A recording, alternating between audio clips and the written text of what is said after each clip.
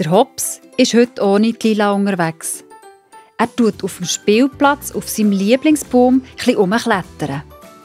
Heute hat er in der Geschichte gehört, wie Gott der Philippus gebraucht hat.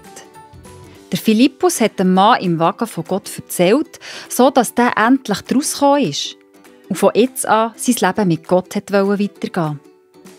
Der Hops ist gerade sehr dankbar, dass er Gott und Jesus schon kennen darf. Er weiss, dass sein Glaube ihm hilft, dass er Hoffnung haben kann und nicht Angst haben muss. Und als der Hops das so überlegt, kommt auf einmal die Eule zu fliegen und hockt auf ein paar Äste unter ihm ab.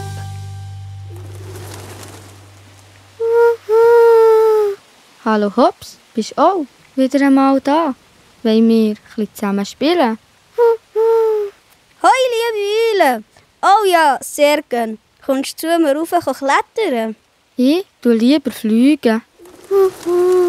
Beim Klettern habe ich ein bisschen Angst. Das kenne ich. Ich habe eigentlich manchmal schon Angst. Wirklich? Was machst du, wenn du Angst hast?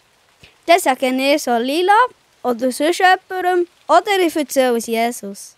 Jesus? Wer ist das? Jesus, das ist der Sohn von Gott. Er ist mein Freund. Ich darf ihm alles erzählen, was mir gerade Angst oder Bauchweh macht. Sicher? So ein Freund hätte ich auch gern. Das klingt mega genial. Ich könnte für dich beten. Zu Jesus, meinem Freund. Soll ich? Ja, sehr gern. Jesus, danke, dass du die Eule kennst. Danke, dass du immer bei ihr bist. Auch gerade, wenn sie Angst hat. Amen. Danke, Hops. Ich will auch so einen Freund, der immer da ist und zulässt und mir hilft. Was meinst du, hat Jesus für mich auch noch Zeit? Hey, liebe Eule, Jesus ist für alle da. Du kannst ihm einfach sagen, dass du ihm sein Freund möchtest sein. Gerade so, wie ich vorhin mit ihm geredet habe. Toll. Danke. Tschüss, Hops.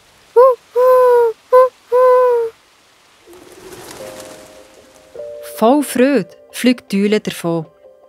Der Hops hört noch, wie sein Vater verreden. Lieber Jesus, Freund vom Hops, ich will so gern auch dein Freund sein. Der Hops hat sich extrem darüber gefreut, dass die Eule Jesus jetzt auch kennt und hat sich vorgenommen, all seinen Freunden von Jesus zu erzählen.